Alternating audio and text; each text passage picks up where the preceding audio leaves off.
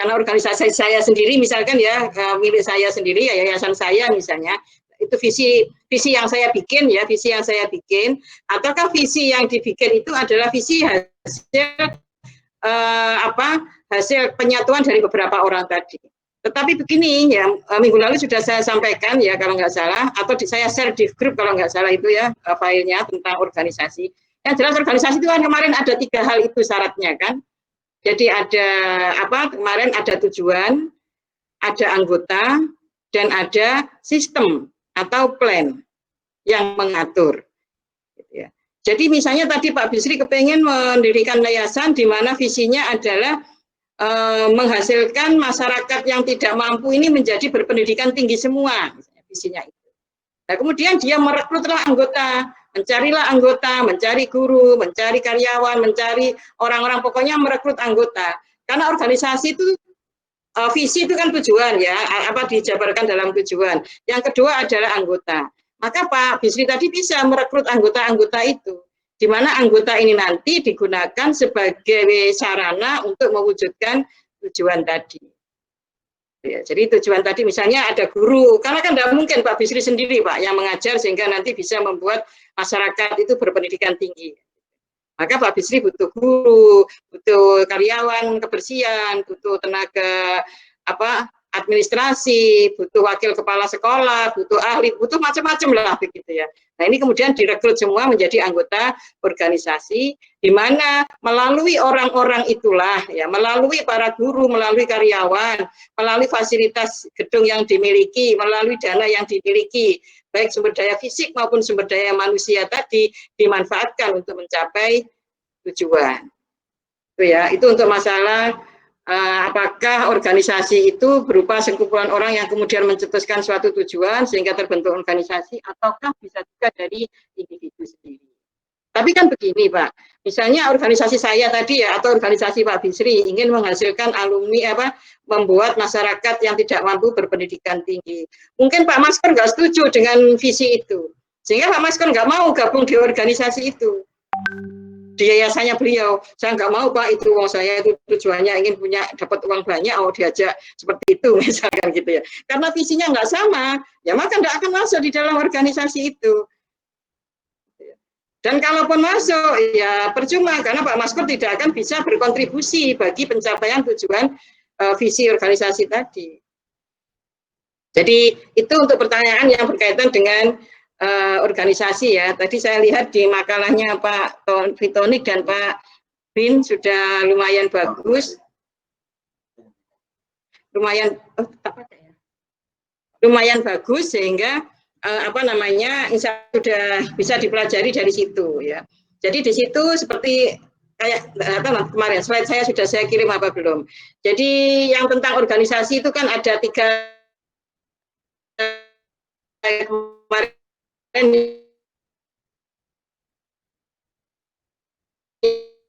ya, ada 3 sinyalnya terputus. Bisa mendengar enggak? Sinyalnya terputus, Bu. Kurang jelas, Bu. Oh, sinyal terputus. Aduh, ini sinyalnya kayaknya. Gimana? Sudah jelas? Halo? Sudah, Bu. Sudah, nggih. Harus dekat kali ya. Wifi rumah kayaknya kurang ini. Jadi saya ulangi lagi, maaf kalau mengulang lagi tentang organisasi ya. Jadi organisasi itu dasarnya, tiangnya, unsur utamanya ada 3. Satu adalah tujuan harus jelas. Tujuan harus dipahami oleh semua anggota organisasi. Tujuan harus dijadikan pedoman oleh anggota organisasi, oleh anak buah sampean, oleh karyawan di lembaga sampean. Misalnya jenengan punya tujuan tadi, misalnya Pak Bisri tadi punya tujuan meningkatkan menghasilkan membuat masyarakat berpendidikan tinggi. Maka dosennya juga harus berpedoman pada ini. Oh iya ya, yayasan ini kan bagaimana menghasilkan masyarakat yang berpendidikan. Berarti saya harus mengajar begini, berarti saya harus berusaha begini, berarti saya harus profesional, berarti saya harus bagaimana. Itu akan digunakan sebagai dasar untuk pedoman untuk bekerja. Bagian kebersihan pun begitu. Oh iya ya, lembaga ini kan ingin menghasilkan masyarakat yang berpendidikan. berarti saya bagian kebersihan ini harus menyiapkan ruangan yang bersih agar masyarakat bisa belajar dengan baik sehingga nanti bisa berpendidikan yang baik. Berarti saya harus menyiapkan ruangan yang nyaman agar nanti mereka bisa belajar dengan baik, bekerja dengan baik sehingga bisa menghasilkan masyarakat yang berpendidikan baik. Bagian satpam juga berpedoman pada itu. Oh iya ya, tujuan ini kan menghasilkan masyarakat yang berpendidikan. Berarti saya tak jaga ini motornya teman-teman, mobilnya ini saya jaga biar aman, biar mereka nyaman, biar tenang dalam belajar, sehingga nanti bisa menjadi masyarakat yang berpendidikan yang baik. Jadi semua tim, semua anggota harus memahami tujuan tadi, dan itu dijadikan dasar atau pedoman dalam bekerja. Ya. Jadi tadi yang pertanyaan Pak Munir tadi diarahkan ke sana semua. Nah, yang kedua anggota organisasi itu maksudnya semua manusia yang ada di situ, baik sebagai wakil kepala sekolah, sebagai kiainya, sebagai ketua yayasannya, sebagai tukang kebersihannya, itu semua namanya anggota. Sebagai muridnya itu juga anggota. Jadi kalau jenengan nanti mau mendirikan yayasan semuanya, saya pesan itu tadi ya, pertama tujuannya harus jelas dulu Pak. Visi misinya harus jelas dulu. Dan visi misinya harus kuat. Bagaimana Bu agar visi misi ini kuat, tujuan ini kuat? Sosialisasikan kepada semua tim Anda. Bikin mereka paham, bahkan hafal di luar kepala. Visi sekolah Anda itu apa, tujuan sekolah Anda itu apa. Agar setiap langkah mereka, setiap pekerjaan mereka, semua diarahkan pada tujuan itu. Jangan sampai nanti yang mereka lakukan adalah tujuan individunya. Contoh misalnya tadi Pak Bisri punya yayasan, Pak Maskur gabung. Ternyata Pak Maskur tujuannya beda. Pak Maskur tujuannya ingin dapat gaji misalnya begitu, ya kan. Maaf Pak Maskur ya, permisi, contoh saja. Nah, maka mau Pak Maskur karena dia tujuannya tidak sama, yang dikembangkan adalah tujuan individu, maka Pak Maskur kalau ke sekolahan ya ke sekolahnya Pak Bisri ya hanya yang penting masuk, karena kalau nggak masuk nggak dapat gaji, yang penting masuk begitu kan, nanti absen kan begitu, pokoknya bagaimana tujuan dia terpenuhi. Mengenai nanti Pak Maskur mengajarnya itu baik apa enggak, muridnya nanti berpendidikan baik apa enggak, dan sebagainya, itu tidak menjadi tidak menjadi prioritas, tidak menjadi tujuan, tidak menjadi pedoman. Pokoknya yang diingat Pak Maskur hanya tujuan pribadi. Nah, oleh karena itulah kalau nanti jenengan bikin organisasi ya semuanya, maka bagaimana tujuan ini disadarkan, diinternalisasikan, disampaikan, disosialisasikan kepada semua anggota Anda agar mereka memahami itu dan memperdomani. Nah, yang kedua adalah anggota ya. Anggota itu adalah manusia-manusianya.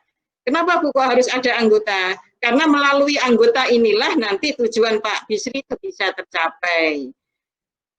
Ya, melalui orang-orang di dalam organisasi inilah nanti yang dikelola sedemikian rupa anggotanya, diatur sedemikian rupa, diberi tugas sedemikian rupa, diberi pelatihan sedemikian rupa, diberi gaji sedemikian rupa, agar nanti orang-orang ini membantu, berkontribusi, berperan dalam mencapai tujuan lembaga tadi.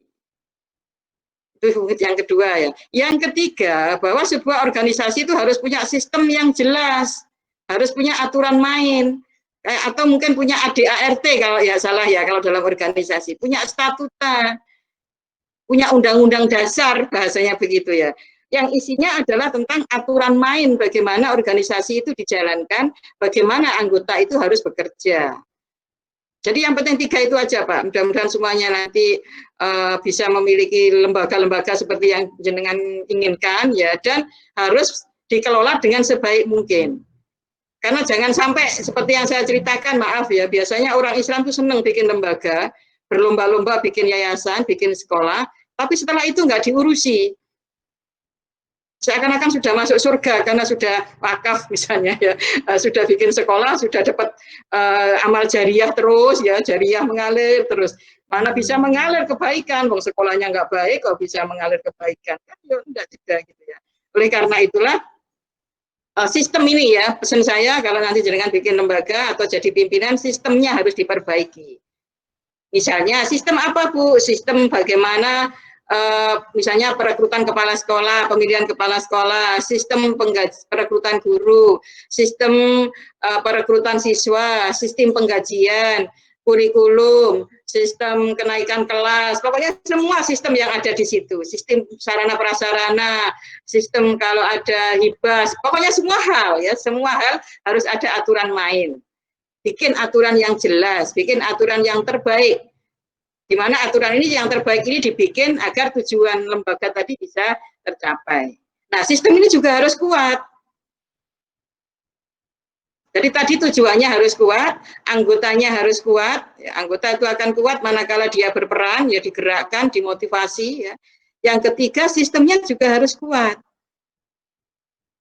Nah, bagaimana Bu agar sistem ini kuat, aturan main di organisasi itu kuat, undang-undang itu kuat di sana, berjalan, ditegakkan, maka disinilah peran pimpinan. Pimpinan harus konsisten. Ya. Pertama ya disosialisasikan, ya, disampaikan, disampaikan, disosialisasikan kepada semua anggota, biar anggota tahu bagaimana aturan main yang ada di organisasi itu. Oh, ternyata guru itu masuknya harus jam 7 ya, sampai jam 2. Oh, guru itu sistem penggajiannya berdasarkan kehadiran, misalnya. Oh, kenaikan kelas itu ternyata yang dinilai adalah akhlaknya, kemudian pengetahuannya, dan ibadahnya, misalnya, ya kan. Nah, ini harus diatur semua di dalam organisasi itu. Sehingga nanti aturan ini menjadi sebuah kesepakatan, menjadi sebuah pedoman bersama, menjadi standar bersama, ya, standar untuk memutuskan, standar untuk mengontrol, standar untuk memberi sanksi, standar untuk memberi hadiah. Maksudnya bagaimana, Bu? Misalnya tadi aturan mainnya guru masuk jam 7, pulang jam 2. Kok ada guru masuk jam 8? Nah, berarti dia tidak sesuai dengan aturan, harus dikasih sanksi misalnya. Jadi yang memberi sanksi bukan pimpinan. Pimpinan itu akan enak, Mas, Pak, kalau kita sistemnya sudah jadi. Bu, itu Bu, Pak Tonik itu, misalnya masuknya tadi malam telepon saya, WA saya, katanya mau nggak presentasi, nggak saya jawab. Saya nggak suka kalau nggak konsisten. Pokoknya kalau hari ini kuliah, ya kuliah, apapun yang terjadi. Makalahnya jelek, nggak apa-apa. Karena kalau budaya itu dilakukan, nah itu akan menjadi jelek selanjutnya. Memang budaya itu harus dibiasakan, ya berat-berat dikit nggak apa-apa. Atau sekarang akhirnya bisa. Maaf Pak Tonik ya. Tadi malam Pak Fitoni nggak saya jawab, biarin aja biar penasaran. Tadi malam melekan Bu, mboten tilem. Nah iya, sengaja nggak saya jawab. Kalau saya jawab nanti semangatnya hilang. Kalau nggak saya jawab biar penasaran. Nanti kan akhirnya selesai juga. Tadi baru saya jawab. Tadi pagi baru saya jawab, maaf Pak, nggak bisa, saya bilang gitu. Pokoknya kalau jadwalnya hari ini ya harus hari ini. Karena kita apalagi jenengan nanti jadi pimpinan, harus konsisten gitu ya. Karena saya bilang begini malahan, orang itu Pak, kalau punya identitas, berani mengambil identitas baru, berarti ya berani dengan konsekuensi tanggung jawabnya. Karena setiap identitas itu ada tanggung jawabnya, saya bilang. Jadi balas juga sama Pak Fitoni. Oke ya, kembali ke situ tadi Pak. Jadi sistem inilah nanti yang harus dibikin kuat gitu ya. Jadi jenengan kalau sistemnya kuat, pimpinan pimpinan itu konsisten menegakkan itu. Misalnya konsisten tadi guru masuk jam 8, jam 7 misalnya. Kalau ada guru yang nakal, yang tidak balas, ya harus kita tegakkan, dikasih sanksi. Aturannya jelas. Kalau guru atau guru itu penggajiannya itu sistem berdasarkan kehadiran, ya kalau nggak hadir ya nggak usah dikasih gaji. Jadi kita harus tegas gitu. Kalau jenengan mau sistem Anda itu kuat.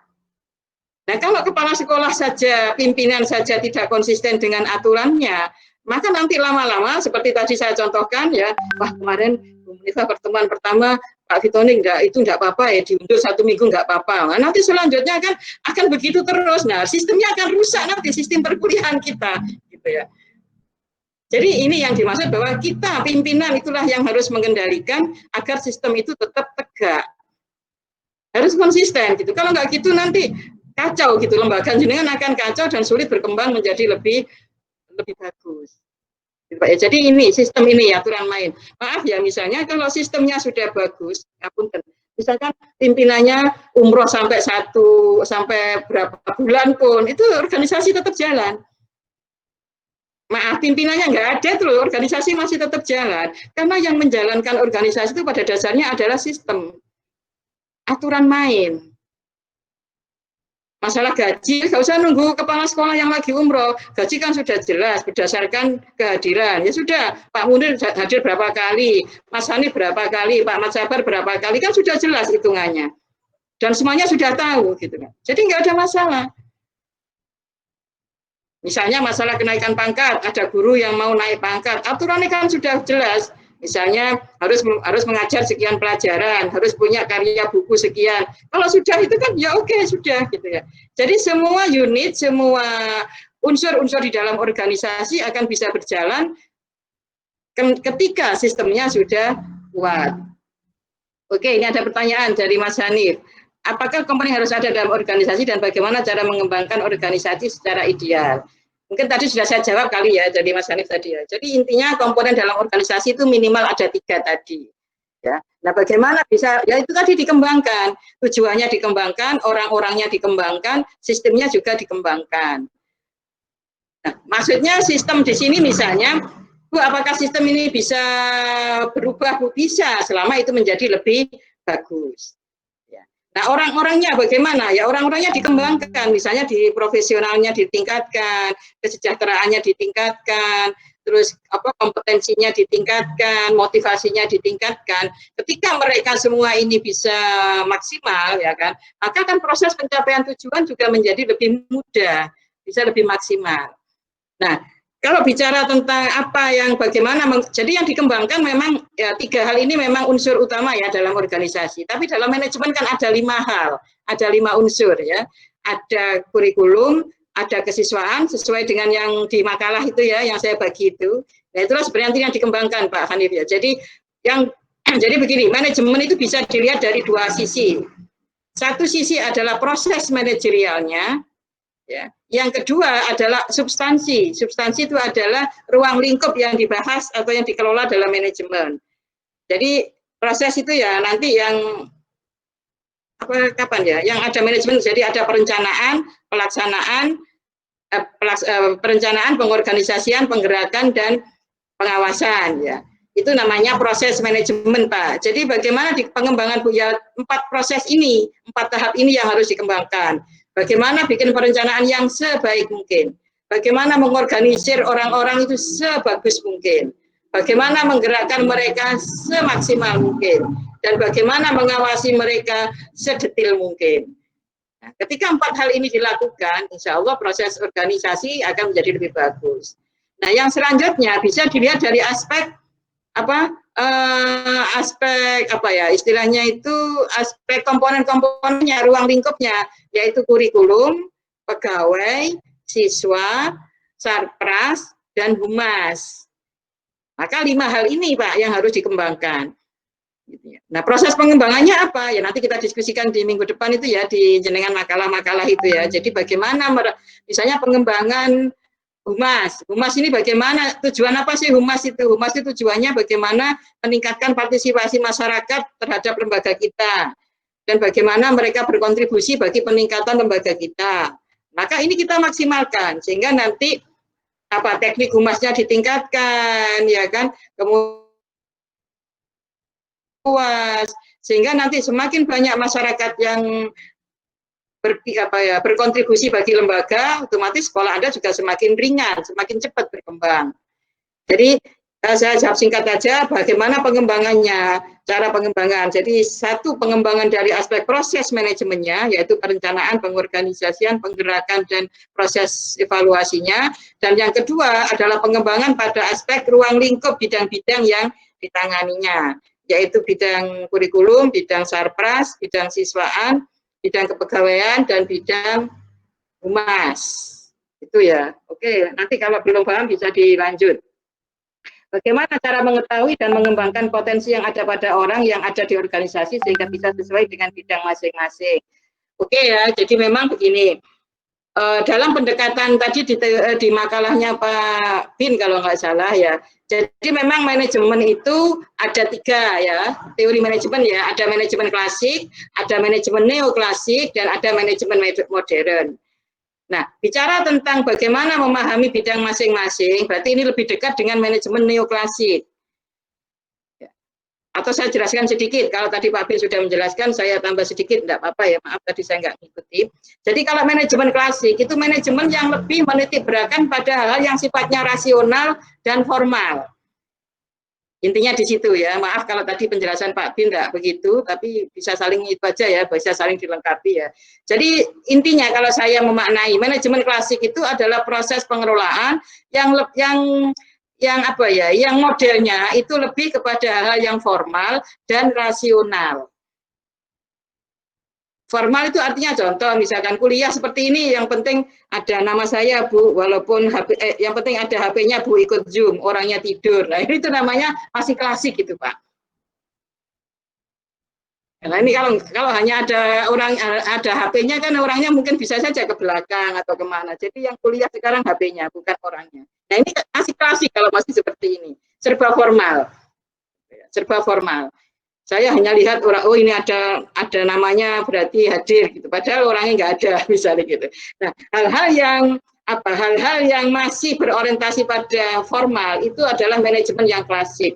Maka nanti kalau jenengan jadi pimpinan atau jenengan sudah punya lembaga pendidikan, ya jenengan jangan menerapkan itu Pak. Jangan menerapkan yang penting absen, yang penting hadir, yang penting apa enggak, jangan itu namanya formal. Dan kalau formal itu berarti masih klasik. Kalau klasik berarti sudah kedaluarsa Pak, sudah nggak zamannya lagi sekarang seperti itu. Maka saya sering mengatakan ya ke jenengan semua, maaf ya, jenengan sekarang itu atau Bu Munifah sekarang itu yang dilihat bukan Bu Munifah dulu IP-nya berapa, Bu Munifah dulu kuliah di mana, Bu Munifah dulu pinter apa enggak ditanya itu Pak. Karena itu formal, ijazahnya mana, IP-nya mana, nggak mungkin saya bawa kemana-mana. Karena itu klasik. Nah, yang dilihat adalah ya sekarang ini kita bisa nggak eksis. Jadi yang dilihat adalah mutu, yang dilihat adalah kualitas. Karena memang sekarang bukan zaman klasik lagi. Jadi itu yang pertama untuk klasik tadi ya, tentang organisasi ya, sebelum saya jawab pertanyaannya Pak Ida Ansori. Jadi klasik itu lebih mengandalkan ke hal-hal yang formal, dan yang kedua lebih perhitungan ke hal-hal yang rasional.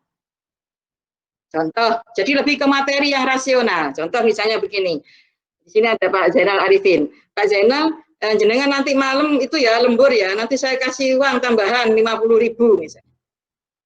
Kalau jenengan 1 jam kan 100 Pak, ini tak tambahi 1 jam tapi 50.000 aja Pak ya, misalnya begitu ya. Jadi apa ya, ada nilai, ada jenengan juga senang, enggak apa-apa Bu, saya pokoknya naik gajinya Bu, walaupun 50.000 enggak apa-apa Bu.